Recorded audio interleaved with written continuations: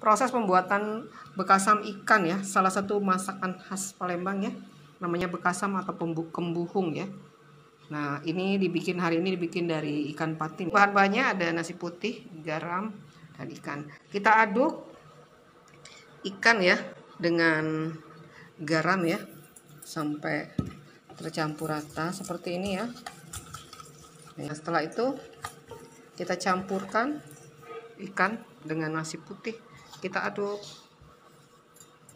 Setelah rata ya, kita bungkus ya dengan plastik, masukkan ya ke dalam toples ya, lalu kita tutup rapat, kita diamkan 1 minggu ya